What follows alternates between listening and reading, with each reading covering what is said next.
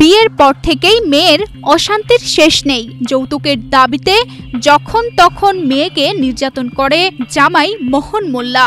বিষয়টির মীমাংসা করার জন্য মেয়েকে নিয়ে বাবার বাড়ি যান দিশেহারা মা মুন্নি বেগম। সেখানে তো মীমাংসা হলোই না, উল্টো নাতনি জামাইয়ের হাতে প্রাণ হারালেন বৃদ্ধ নানা শ্বশুর মহিউদ্দিন মিয়া। ঘটনাটি ঘটেছে মঙ্গলবার রাতে যশোরের জিকরগাছা উপজেলার নীলকণ্ঠনগর গ্রামে।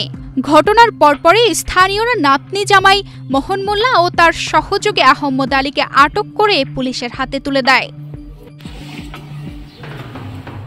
নিহত নানা শ্বশুর মহিউদ্দিনের পরিবারের অভিযোগ, যশোর সদর উপজেলার পালবাড়ির বাসিন্দা মোহন মোল্লা যৌতুকের দাবিতে স্ত্রী মিমকে প্রায়ই নির্যাতন করতেন। এ কারণে 15 দিন আগে মিমকে তার মা তার নানার বাড়িতে নিয়ে আসেন।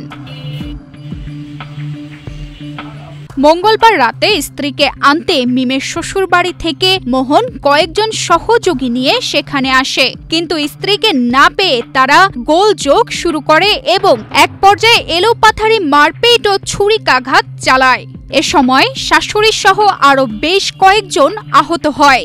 গুরুতর আহত অবস্থায় সবাইকে যশোর জেনারেল হাসপাতালে ভর্তি করা হয়। অবস্থা আশঙ্কাজনক হওয়ায় নানা শ্বশুর মহিউদ্দিনকে ঢাকায় নেওয়ার পথে তিনি মারা যায়। নিয়ে আসতে গেছে, এবার দিনই বুঝলে বাচ্চারা কোলাতে কেড়ে নিয়ে এক আসাল মেরেছে। মারার পরে যখন তার নানি কম বেশি কথা বলার পরে ওর মা চাকু মেরেছে পেটে। নানি যাওয়ার পরে নানিরও কুবাইছে, চাকু মেরেছে, নানা মারা গেছে। 4 জন, মোট টোটালে 6 জন আহত ছিল, 1 জন মারা গেছে। এখন 4 জন সদরে ভর্তি, 1 জন আহত বাড়ি আছে, পা ভাঙা। এই ঘটনায় পুলিশ 2 জনকে আটক করেছে।